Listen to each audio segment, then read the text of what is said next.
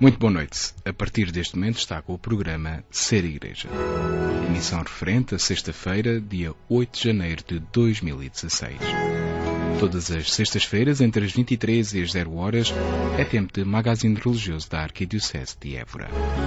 Ser Igreja, uma transmissão em simultâneo nas frequências dos 97.5 Rádio Sim Alentejo, dos 94.5 Rádio Despertar Voz de Estremoz, dos 90.6 Rádio Campanário Voz de Vila Viçosa e dos 103.2 Rádio Telefonia do Alentejo, em Évora. Na abertura de mais um Ser Igreja, não perca o Pórtico, a nota da semana, com o Padre Mário Tavares de Oliveira. O Dia Mundial da Paz será o tema em destaque nesta emissão. Estaremos à conversa com o Padre Jesuíta Hermínio Rico, a propósito da mensagem do Papa para aquele dia, que se assinalou no primeiro dia do ano. Nesta emissão, não perca a rúbrica Ser Família, com Marta Bilo. Também nesta emissão teremos o habitual espaço Espiga Dourada, com toda a informação religiosa da Arquidiocese de Évora. Para finalizar, teremos o espaço Palavra na Vida, ao ritmo do Evangelho de cada domingo, com Rosário Silva e o Padre Mário Tavares de Oliveira. Obrigado por estar desse lado. Continue na nossa companhia durante a próxima hora.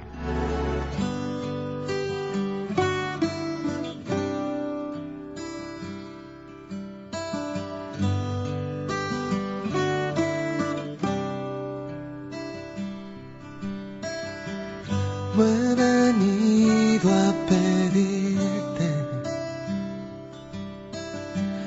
como suelo, Señor,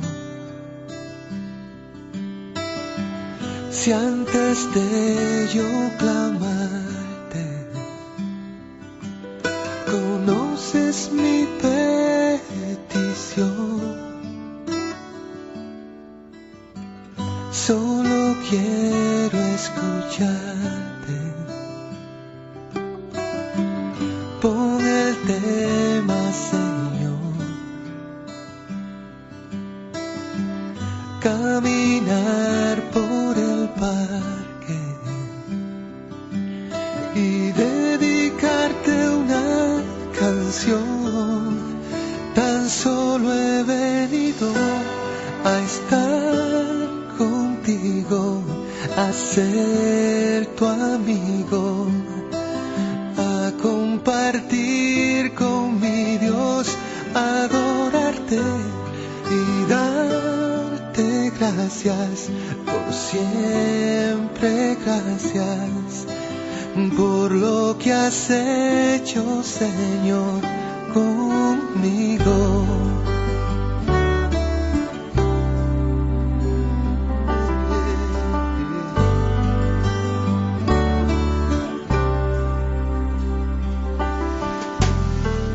Cuéntame de tus obras,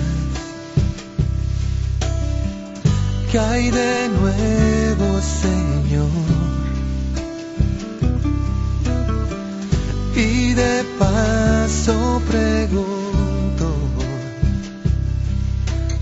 ¿cómo es la piel del sol? Y yo solo quiero abrazarte, bendecirte, mi Dios,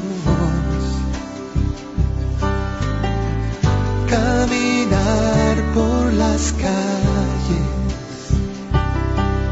y abrirte mi corazón. Tan solo he venido a estar contigo, a ser tu amigo, a compartir con mi Dios, a adorarte y darte gracias, por siempre gracias, por lo que has hecho, Señor.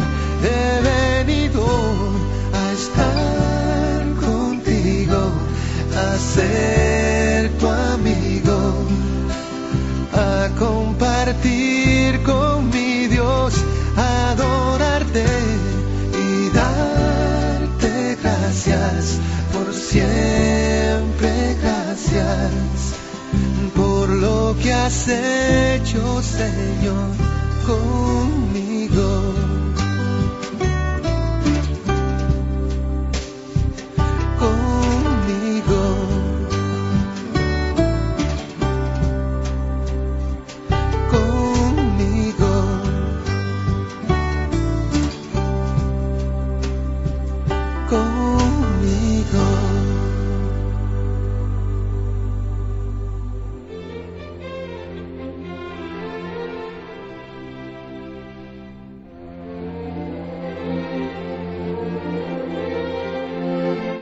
Pórtico, com o Padre Mário Tavares de Oliveira.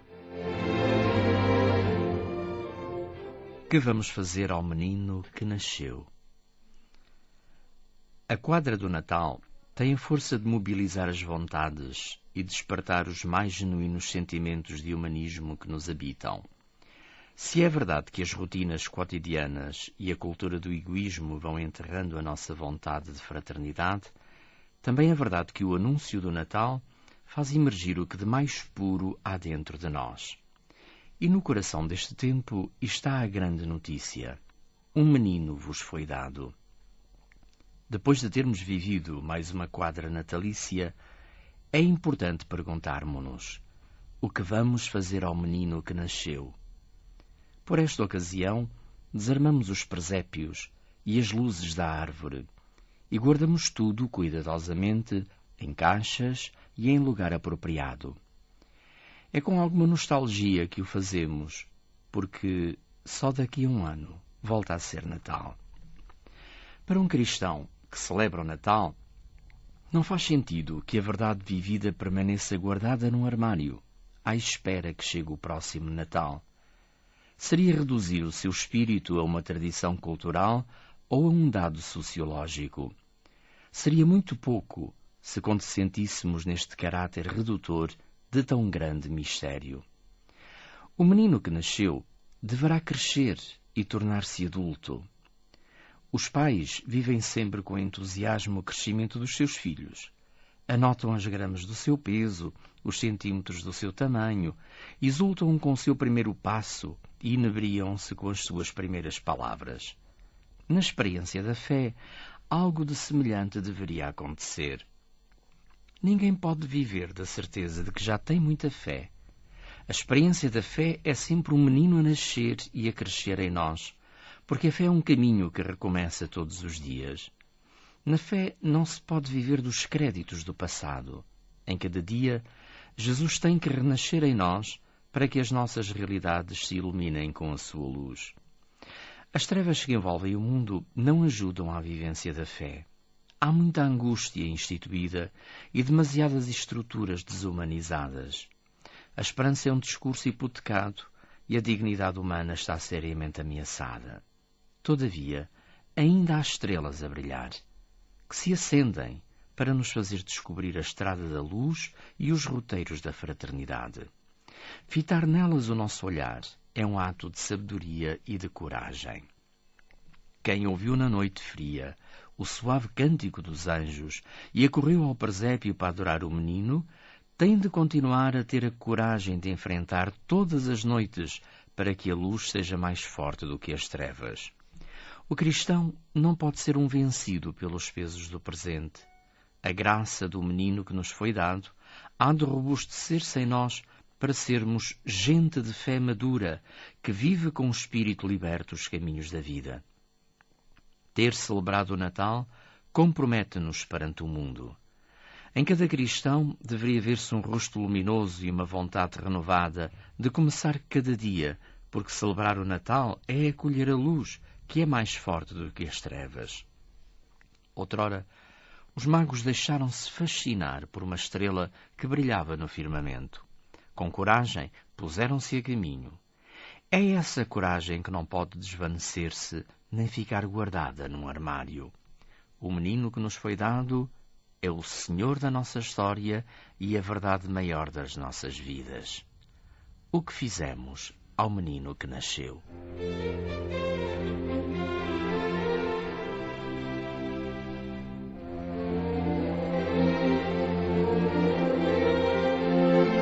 Pórtico, com o Padre Mário Tavares de Oliveira.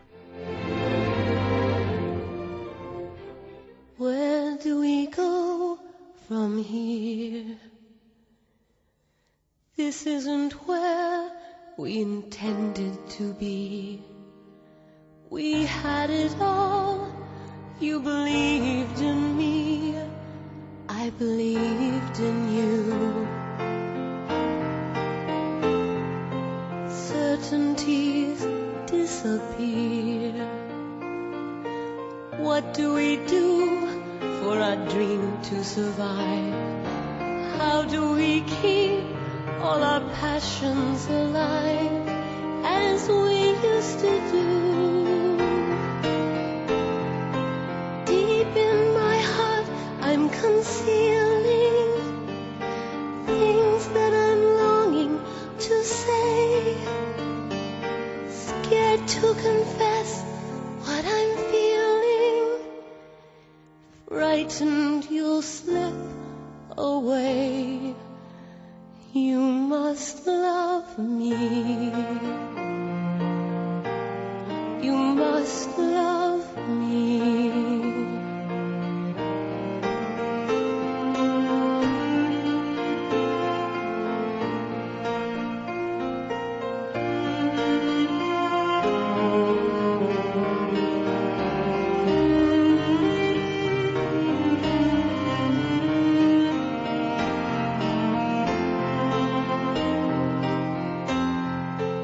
Why are you at my side? How can I be any use to you now? Give me a chance and I'll let you see how nothing has changed. Deep in my heart I'm concealing things that I'm longing to say, scared to confess what I'm feeling, frightened you'll slip away. You must love me. You must love me. You must love me. Boa noite. No passado dia 1 de janeiro, primeiro dia do ano, celebrou-se o 49º Dia Mundial da Paz. Como é habitual, o Papa escreve sempre uma mensagem para este dia, que este ano se intitulou Vence a Indiferença e Conquista a Paz. Para nos comentar esta mensagem, convidamos o Padre Hermínio Rico, da Comunidade Jesuíta de Évora e professor do Instituto Superior de Teologia de Évora. Muito boa noite, Sr. Padre Hermínio. Boa noite. Muito obrigado por ter aceito mais uma vez o nosso convite. Já é habitual. Voltem-me a vir-nos comentar algum tema, alguma mensagem. Sim. Hoje, a mensagem do Santo Padre. Sr. Padre, o que destaca desta mensagem para o primeiro dia do ano? Bom, destaque claramente é uma mensagem que o Papa procura enquadrar no ano Santo da Misericórdia e, portanto, está dentro desse chamamento, o chamamento à Igreja a mostrar um rosto de misericórdia.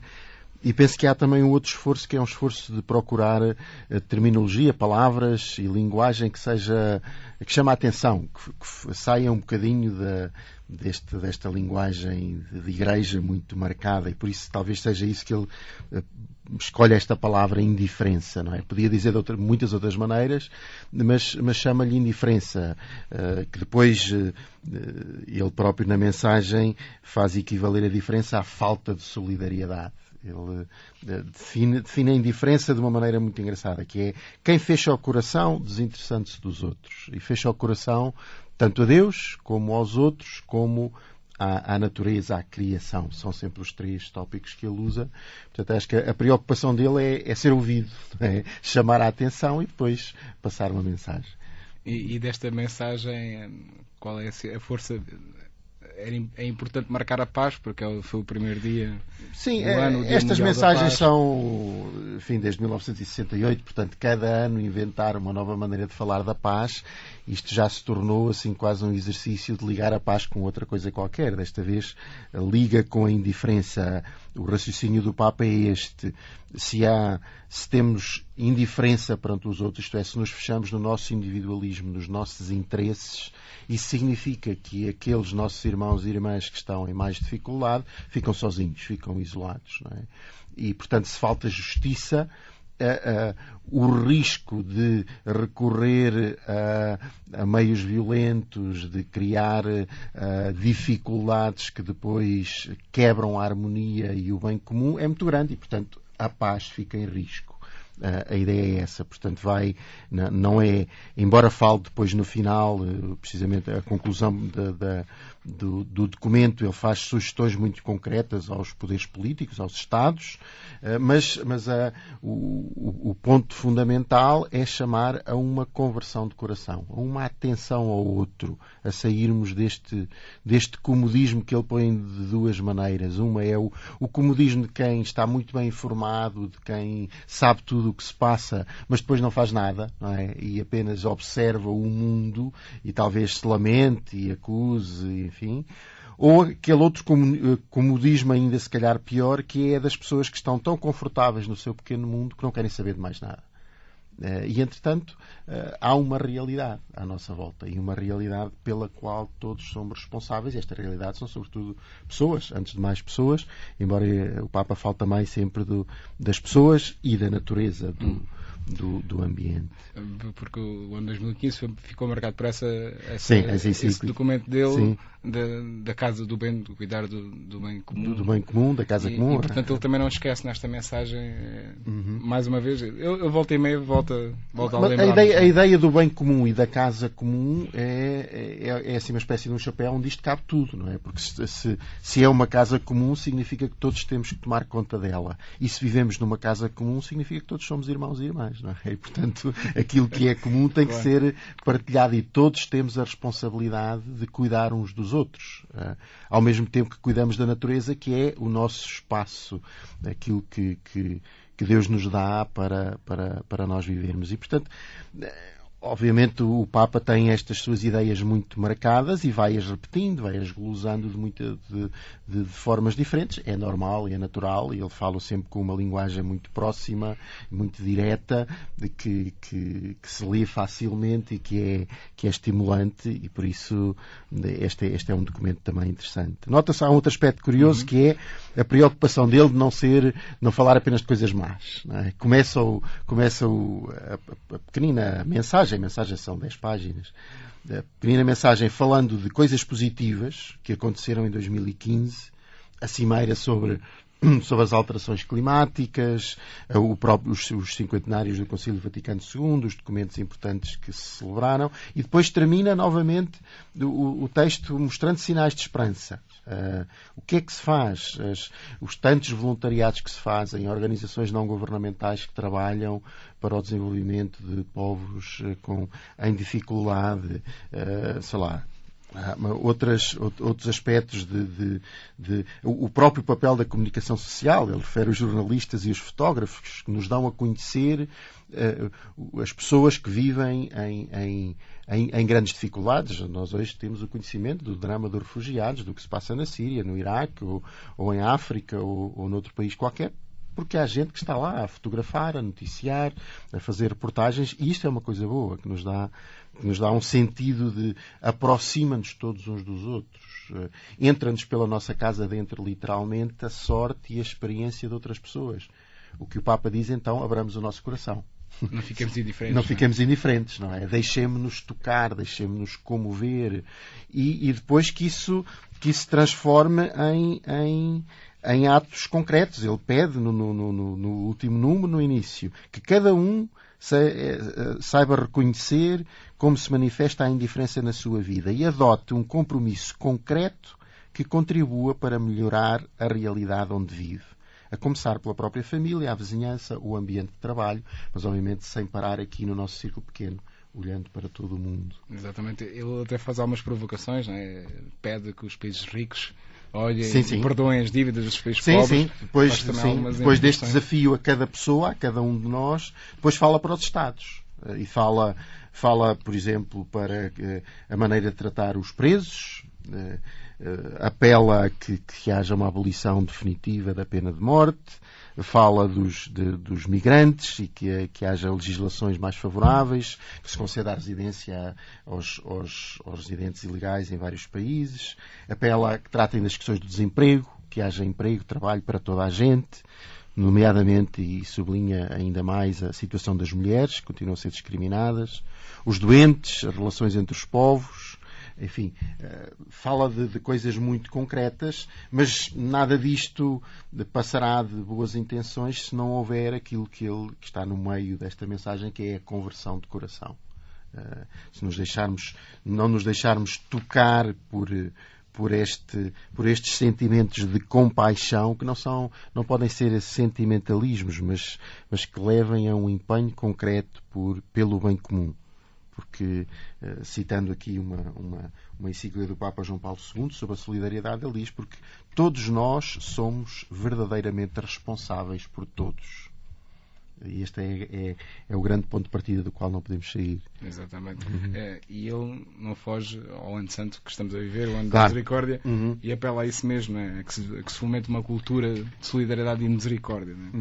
E que sejamos fiéis a esta... A grande preocupação do ano da misericórdia pelo Papa Francisco é que a Igreja seja capaz de apresentar um rosto de Deus mais verdadeiro. E as primeiras palavras desta mensagem são muito simples e muito estranhas, se calhar até. Deus não é indiferente, começa assim o Papa. Isto é, Deus preocupa-se. E depois Deus preocupa-se quando fala a Caim e lhe pergunta porque é que ele matou o seu irmão Abel. Deus preocupa-se quando vai chamar Moisés porque viu a sorte do povo do Egito, do povo de Israel no Egito, e diz: eu ouvi o clamor e, portanto, chamo-te para que sejas o libertador deste povo. Depois, na própria ação de Jesus, chama explicitamente aqui a parábola do bom samaritano, não é? Que é o grande exemplo da não indiferença.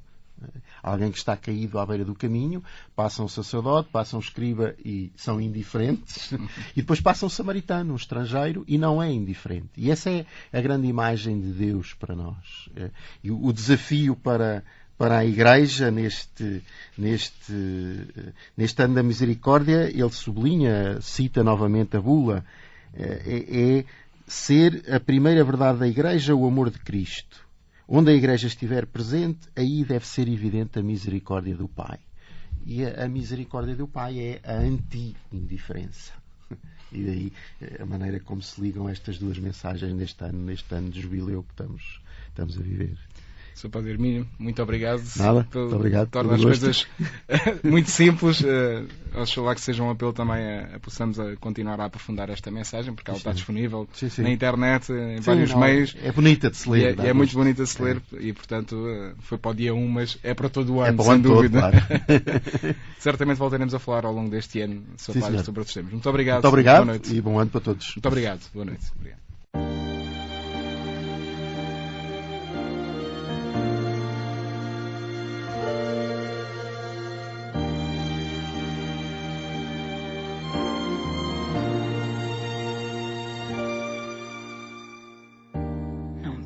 O sentido, não saias do meu lado. O tempo às vezes foge, tu pareces cansado de coisas da vida que o mundo atropela, das coisas que estão da janela.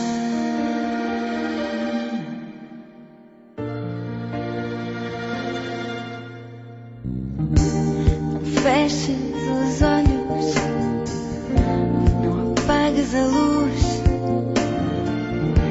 É este o caminho que a mim conduz. Perde a razão,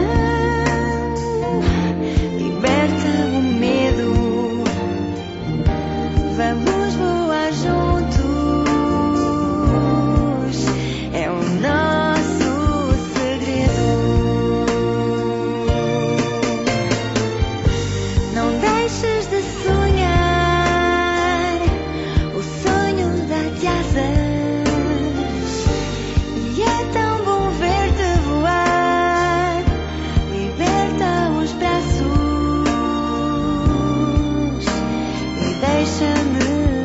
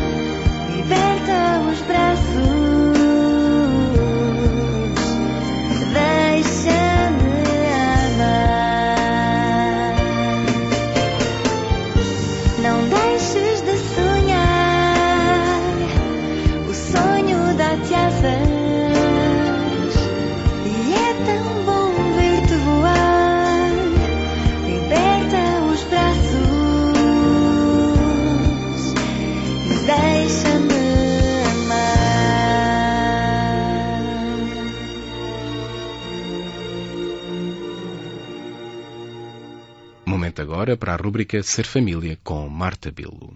Olá, boa noite. Sou Marta Chorombilo. Bem-vindos ao primeiro Ser Família de 2016. Atualmente assistimos à maior crise de refugiados desde a Segunda Guerra Mundial. 1 milhão de refugiados, imigrantes, entraram através de meios irregulares na Europa durante o ano passado. A grande maioria, 816.752 pessoas, entraram pelo mar na Grécia. Pela Itália chegaram 150.317 pessoas, sendo que as restantes atravessaram as fronteiras através de Espanha, Malta e Chipre. Pela fronteira entre a Turquia e a Bulgária passaram 34.125 pessoas. Estes dados representam um fluxo 4 vezes maior do que o registado no ano de 2014. A principal consequência deste aumento é o conflito da Síria. Há também refugiados do Afeganistão, Iraque e da Eritreia. A atual crise dos refugiados que fogem da guerra na Síria e de outros conflitos no Médio Oriente e Sul do Mediterrâneo, Iraque, Afeganistão e a Líbia, têm provocado intermináveis discussões e profundas divisões entre os europeus. Soutor, muito boa noite. Temos connosco esta noite no Ser Família o Dr. André Costa Jorge, que é o diretor do Serviço Jesuíta aos Refugiados, uma organização internacional da Igreja Católica. Tem como missão acompanhar, servir e defender os refugiados deslocados à força e todos os migrantes em situação de particular fragilidade. Boa noite, Soutor. Obrigada pela sua participação no Ser Família. O vosso serviço aos refugiados já existe há 20 anos, há mais de 20 anos. Pode-nos explicar como surgiu? Foi para ajudar o drama das famílias no Médio Oriente? Não. O Serviço dos Refugiados, para ser mais correto, faz este ano 30 anos. E surgiu por iniciativa de um homem jesuíta chamado Pedro Arrupe, um padre jesuíta conhecido, muito sensibilizado com o drama dos refugiados do final do pós-guerra, sobretudo no Sudeste Asiático. Compreendeu que os jesuítas tinham esta vocação desde o início da sua criação, desde o início de Santo Inácio de Loyola, de ir ao encontro dos mais vulneráveis, dos mais pobres, para zonas do mundo onde não estava ninguém e onde fazia falta uma presença da Igreja, uma presença acolhedora, uma presença assinalasse a hospitalidade. Neste caso, falamos de cristãos perseguidos, é assim? Não exclusivamente. Nós somos de pessoas, de todas as pessoas, sem qualquer critério de raça, de credo, de origem ou de género. Quer dizer, homens, mulheres, crianças, todas as pessoas que no momento das suas vidas se encontram numa situação vulnerável pelo facto de terem que sair dos seus países de origem e terem que ir para outro país, por razões diversas, muitas vezes por razões de perseguição, de fome, de guerra, de conflito e situações em que têm que fugir. É curioso que nós agora estamos num momento, nesta época do Natal, não é? Em que estamos a celebrar o nascimento de Cristo, mas o nascimento tem circunstâncias muito particulares de nós, os cristãos. E as circunstâncias são estas, de ter que sair da sua terra, de Nazaré, para uma outra terra, não têm abrigo, não têm quem os acolha, são acolhidos numa cabana, numa gruta, depois têm que fugir para salvar a vida. E numa noite, Maria e José têm que, para salvar o menino, têm que fugir para outra terra, para o Egito. Este é o drama dos refugiados hoje, como é há 2000 anos. Tal e qual. Soutor, neste momento estamos a assistir a uma grande crise de refugiados, crise que não se assiste desde a Segunda Guerra Mundial. 1 milhão de refugiados entraram na Europa durante o ano passado. De que forma é que vocês, através das instituições da União Europeia, vão colaborar a ajudar neste drama? Ora bem, o JTRS está presente em cerca de 60 países do mundo e em vários cenários. Nós estamos concretamente, por exemplo, no Médio Oriente, estamos também na zona dos Balcãs, já no contexto europeu, estamos em cerca de 14 países na Europa e também em Portugal. Em cada um destes contextos nós iremos desenvolver as atividades, estamos já a desenvolver as atividades de acolhimento de refugiados, de acompanhamento dos refugiados, desenvolvendo serviços que possam promover a dignidade de cada uma destas pessoas. Por exemplo, no Médio Oriente, o JTRS Médio Oriente, no Líbano concretamente, onde estão quase 2 milhões de refugiados da guerra da Síria, o JTRS está aí a acompanhar, a desenvolver projetos concretamente na área da educação, acompanhando as crianças que estão nas escolas. Na Europa, no caso do JTRS Portugal, por exemplo, temos serviços de acolhimento e estamos em relação com outras organizações. Concretamente, nós estamos na plataforma de apoio aos refugiados, onde estamos a desenvolver um trabalho de coordenação do secretariado técnico, isto é, o apoio às instituições que poderão acolher refugiados nos próximos 2 anos, de acordo com aquilo que foi estabelecido pelos países na Europa. No caso concreto, Portugal irá receber uma cota de aproximadamente 5.000 pessoas, 4.700 pessoas. Que chegarão durante o próximo ano? Chegarão nos próximos 2 anos. Ao longo de 2 anos, este é o plano da Agenda das Migrações, plano estabelecido pela Comissão Europeia. Como se sabe, foi público, os vários encontros políticos de Bruxelas para que se estabeleça uma estratégia comum de acolhimento aos refugiados, na sequência também das várias crises, e a última, aquela que no final do verão nós todos presenciámos, a crise da diáspora, sobretudo de refugiados oriundos da Síria, passando da Turquia para a Grécia, em situação muito frágil, muito vulnerável, sujeito à forte exploração das redes de tráfico, a fortes calamidades no mar, onde morreram homens, mulheres e crianças, como sabemos. Tem sido inacreditável o que tem Exatamente, acontecido. E portanto é importante a Europa estabelecer um plano que nós temos vindo, no fundo, também a criticar pela morosidade em sua implementação, isto é, os países europeus têm sido muito lentos no processo de agir, de salvar vidas. Porquê é que acha que isso acontece? É nos países mais ricos que isso está a acontecer? Não há uma resposta única. Eu diria que há um conjunto de bloqueios. A Europa é um espaço bastante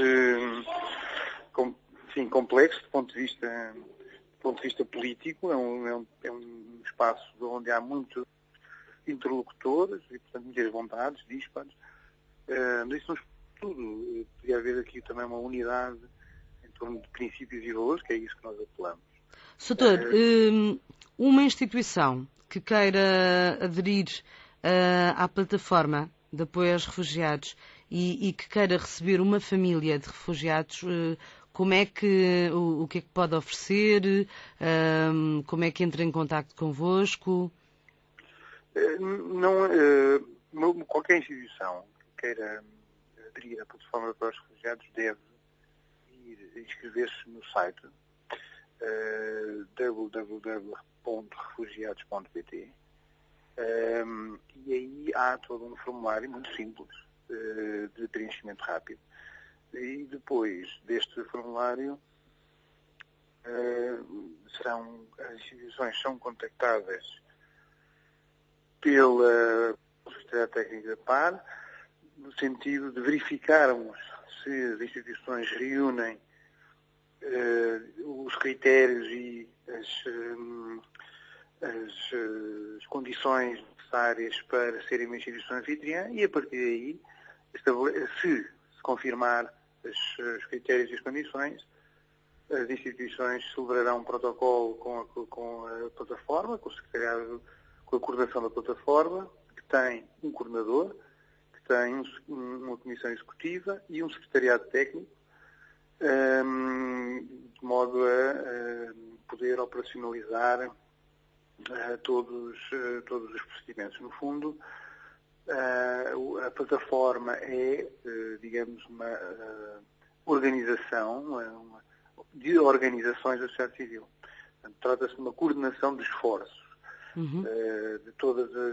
de várias organizações de várias naturezas da sociedade civil, no sentido de garantir acolhimento e promover também a integração de refugiados que possam ser recolocados em Portugal no âmbito daquilo que é também a proposta e aquilo que cabe ao Estado português em termos de solidariedade europeia com o drama dos refugiados, estrangeiros refugiados, concretamente estes que estão vítimas da guerra da Síria. Dentro de todo este drama dos refugiados, o que é que considera mais urgente resolver? Trazer famílias, trazer pessoas isoladas, basta trazer uma pessoa? O que é que é mais importante? O mais importante é que cada vida não possa cair, não possa ser desperdiçada. Dito isto, em termos concretos, a plataforma para os refugiados, no caso concreto, estabeleceu como seu objetivo principal as famílias, sobretudo os mais vulneráveis das famílias, as crianças e os seus pais, as pessoas que estão a ser os seus cuidadores. Portanto, é importante aquilo que vamos observando que as crianças estão entre as mais vítimas deste drama, que são os mais indefesos. Portanto, eu diria que o grande foco de uma ação humanitária deve ser com os mais vulneráveis, no caso aqui as crianças e as famílias. Isto, e com certeza, não exclui nenhuma das vítimas, isto é, mesmo qualquer refugiado, qualquer pessoa que fuja da guerra, fuja da perseguição, fuja da fome e da pobreza extrema, deve ser alguma proteção, e é isso que defendemos nós nos serviços de refugiados, e também, por isso, aderimos também ao espírito e àquilo que é a plataforma para os refugiados nos seus objetivos. Diria que, por princípio, todas as pessoas, mas onde nos parece que há maior emergência humanitária são as crianças, os mais jovens, as famílias, isto é, aqueles que têm várias crianças a seu cargo e que, por essas razões também têm menor capacidade de sobrevivência em contextos de conflito, em contextos de grande vulnerabilidade, como é o caso daqueles que se encontram em campos de refugiados no Líbano, ou na Turquia, ou na Jordânia, que, num desespero, procuram chegar à Europa como ponto de segurança. E aquilo que nós procuramos defender é que estas pessoas devem ser protegidas, e a Europa deve procurar, porque é uma sociedade que se baseia em um conjunto de valores e de princípios para todos, e que, portanto, deve defender os direitos humanos, em primeiro lugar, a segurança dos mais vulneráveis. Soutor, muito obrigada pelo seu esclarecimento. Esperamos que 2016 seja um bom ano para ajudar esta causa tão nobre e que precisa de tanta gente a colaborar. Muito obrigada pela sua participação. Muito obrigado, e espero também, só para terminar, 2015 a palavra escolhida pelos portugueses foi a palavra refugiados. Espero que em 2016 a palavra seja hospitalidade, e que seja um sinal muito positivo para o futuro que temos pela frente. Tudo a ver com as palavras do Papa deste ser o ano da misericórdia. Bem-aja e bom trabalho. Obrigado, muito obrigado e bom trabalho para vocês também. A PAR, Linha da Frente, é um projeto da JRS, no Líbano, para garantir uma refeição por dia a 1.720 crianças. Com os fundos recolhidos pela campanha PAR Linha da Frente, o Serviço Jesuíta aos Refugiados no Líbano pretende disponibilizar uma refeição diária durante um ano a 1.720 crianças refugiadas sírias, entre os 5 e os 17 anos. Estão ao abrigo de um projeto educativo que o JRS desenvolve em 5 escolas na região do Vale do Beca, no leste do Líbano. Cada refeição oferecida tem um custo de apenas 29 cêntimos, pelo que 102 euros bastam para alimentar uma criança durante um ano. Neste ano da misericórdia, decretado pelo Papa, fica a sugestão de ajudar os cristãos perseguidos no Médio Oriente. Cá ou lá, já sabe que a sua ajuda é essencial. Voltamos no próximo mês com mais informação sobre vida e família. Ficamos com o Espaço Ser Família, de Marta Bilo.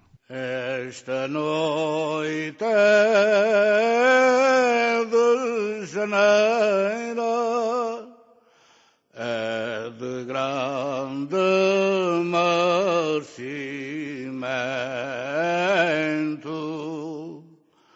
Esta noite é de janeiro, é de grande merecimento.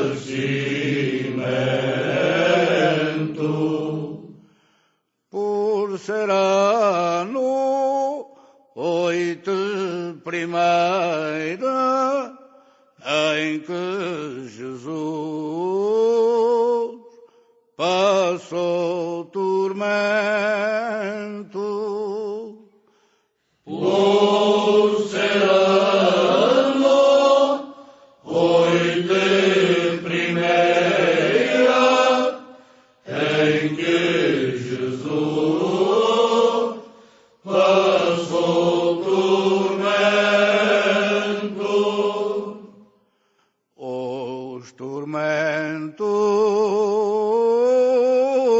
que passou,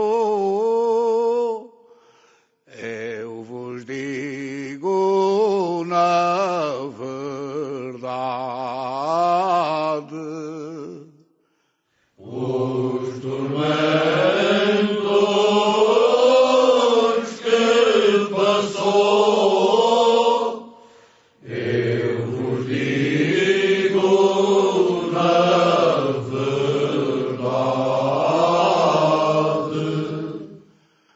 Derramou-se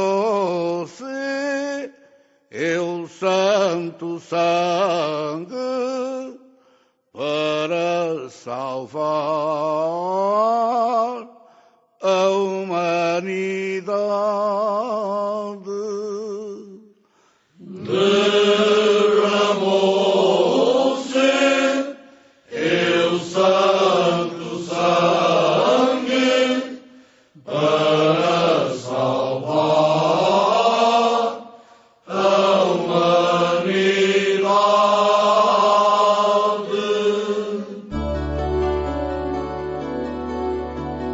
Espiga Doirada, espaço de informação religiosa da Arquidiocese de Évora. Seja bem-vindo a mais um Espiga Doirada. Títulos do Espiga Doirada de hoje. Em destaque, a atualização do clero da Província Eclesiástica do Sul acontece no Algarve. Curso de Cristandade número 125 de Senhoras vai acontecer na Arquidiocese de Évora. Concerto de Ano Novo na sede de Évora. E Padre José Luís Borga dá concerto em Évora. Não perca ainda a agenda pastoral do Arcebispo de Évora para os próximos dias. Passando ao desenvolvimento, o tema em destaque desta semana, o Presidente do Conselho Pontifício para a Família, organismo da Santa Sé, vai participar na atualização do clero da Província Eclesiástica do Sul, constituída pelas dioceses de Évora, Beja e Algarve, e que se realizará de 25 a 28 de janeiro. Iniciativa promovida pelo Instituto Superior de Teologia de Évora e que este ano será alargada ao clero da Diocese de Setúbal, realiza-se numa unidade hoteleira em Albufeira com o tema Família, Centralidade, Renovação e Continuidade. Dom Vicêncio Paglia vai apresentar no dia 26 de janeiro conferências sobre luzes e sombras da família no mundo atual, família, renovação na continuidade, o que pode mudar, família e natalidade, que desafios para a Igreja, e sínodo, as questões de fronteira, que futuro para a família. Rosalina Pisco Costa, do Departamento de Sociologia da Escola de Ciências Sociais da Universidade de Évora, o investigador e historiador José Eduardo Franco e Paulo Jorge Henriques, presidente da equipa nacional dos CPM, Centros de Preparação para o Matrimónio, são outros dos conferencistas convidados para estas jornadas de formação que acontecem de 25 a 28 de janeiro. A atualização do Clero do Sul conclui-se com um painel sobre o tema Olhares sobre a pastoral familiar nas nossas dioceses, boas práticas e desafios a enfrentar, com a participação das equipas diocesanas da pastoral familiar. Passamos ao desenvolvimento de outros títulos desta semana. De 14 a 17 de janeiro, o movimento dos cursis de cristandade da Arquidiocese de Évora irá levar a cabo o curso número 125 de senhoras, com encerramento previsto para a paróquia de Santo André, em Estremoz. Pede-se a todos os cursillistas a militância que nos caracteriza, pois Deus deseja que a sua misericórdia toque o coração de muitos homens.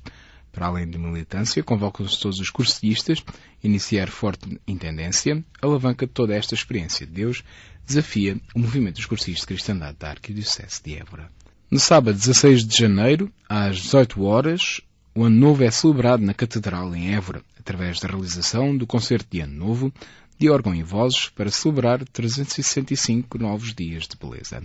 O concerto na Catedral de Évora recebe, em 2016, com um programa para vozes e órgão, da autoria do compositor português João Rodrigues Esteves. O concerto terá entrada livre. O Padre José Luís Borga dará um concerto com banda neste sábado, dia 9 de janeiro, às 21 horas e 30 minutos, no auditório da Direção-Geral dos Estabelecimentos Escolares do Alentejo, em Évora. O concerto, organizado pelo Agrupamento de Escolas número 4 de Évora, intitula-se Para Cantarmos o que é Preciso. Da agenda pastoral do Arcebispo de Évora para os próximos dias, destaque neste sábado, dia 9, às 11 horas, Dom José Alves participará na celebração dos 100 anos da morte de Teresa de Saldanha, que acontece em Fátima.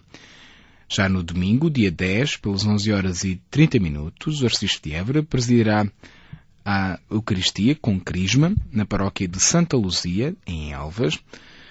No dia 11, pelo meio-dia, Dom José Alves visitará as Irmãs Reparadoras do Sagrado Coração de Jesus, em Coruche. Ainda no dia 11, pelas 15 horas e 30 minutos, o Arcebispo de Évora terá o encontro mensal do clero na zona oeste, que acontece em Vendas Novas. Já no dia 12, Dom José Alves, pelas 10 horas, terá uma audiência ao Superior-Geral dos Padres do Preciosíssimo Sangue. No mesmo dia 12, pelas 18 horas, o Arcebispo de Évora fará uma visita à comunidade das Irmãs Servas da Sagrada Família, em Évora. No dia 14 de janeiro, pelas 10 horas e 30 minutos, o Arcebispo de Évora participará no Conselho Permanente da Conferência Episcopal Portuguesa, que acontece em Fátima. No mesmo dia 14, pelas 21 horas, Dom José Alves terá um encontro com os crismandos na paróquia de Redondo. Espiga Doirada, espaço de informação religiosa da Arquidiocese de Évora.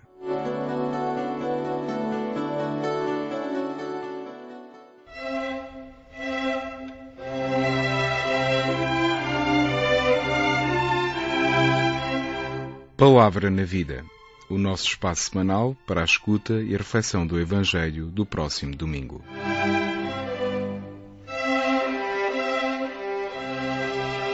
Ficamos com a proclamação da palavra na voz de Rosário Silva.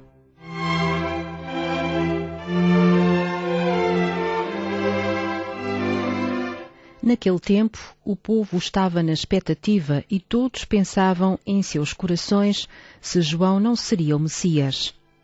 João tomou a palavra e disse-lhes: Eu batizo-vos com água, mas vai chegar quem é mais forte do que eu, do qual não sou digno de desatar as correias das sandálias. Ele batizar-vos-á com o Espírito Santo e com o fogo. Quando todo o povo recebeu o batismo, Jesus também foi batizado. E enquanto orava, o céu abriu-se e o Espírito Santo desceu sobre ele em forma corporal como uma pomba. E do céu fez-se ouvir uma voz: Tu és o meu filho muito amado, em ti pus toda a minha complacência.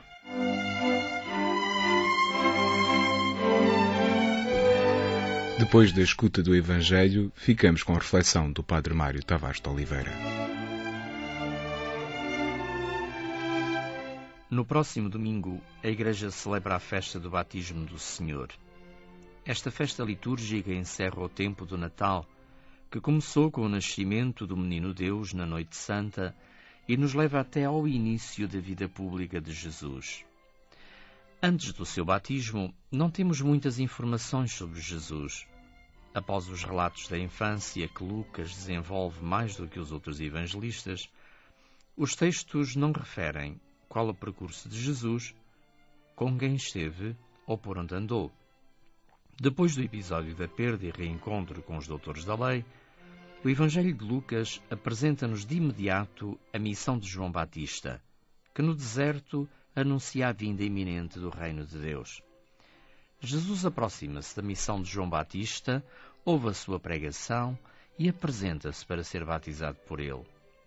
E estando recolhido em oração depois de ser batizado, o céu abriu-se, o Espírito Santo desceu sobre ele e a voz do Pai apresentou-o como filho muito amado. Este episódio assinala o início da vida pública de Jesus, a que não é indiferente a prisão e morte de João Batista. Desta passagem do Evangelho de Lucas, podemos tirar alguns ensinamentos para a nossa vida. Antes de mais, o povo estava na expectativa e ansiava a vinda do Messias. Eram tempos únicos e todos os sinais se orientavam ao encontro desta vinda.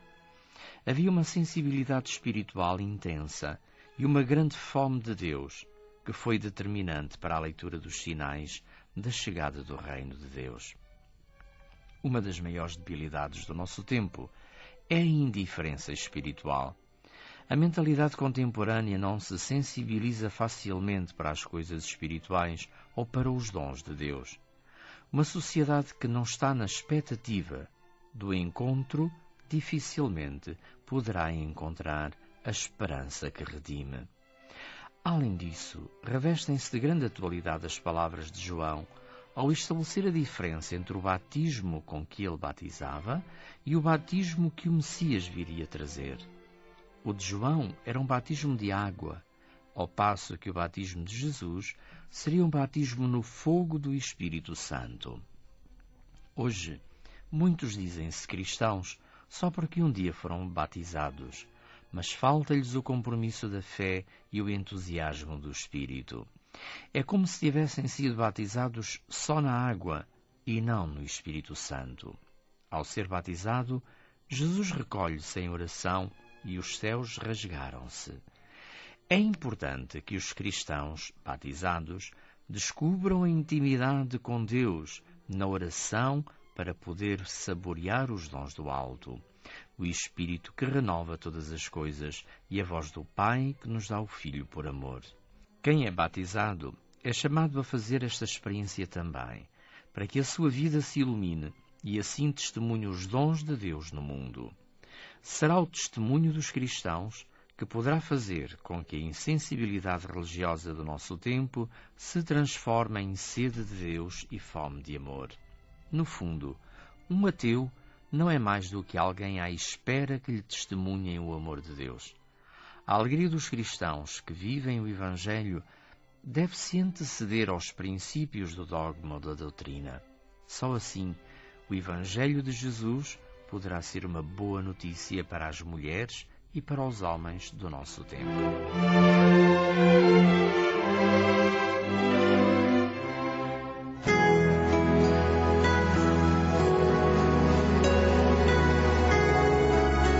Colocamos assim ponto final nesta emissão de Ser Igreja, emissão que transmitimos e chegou até si em cadeia através da Rádio Sim Alentejo, Rádio Despertar, Rádio Campanário e Rádio Telefonia do Alentejo.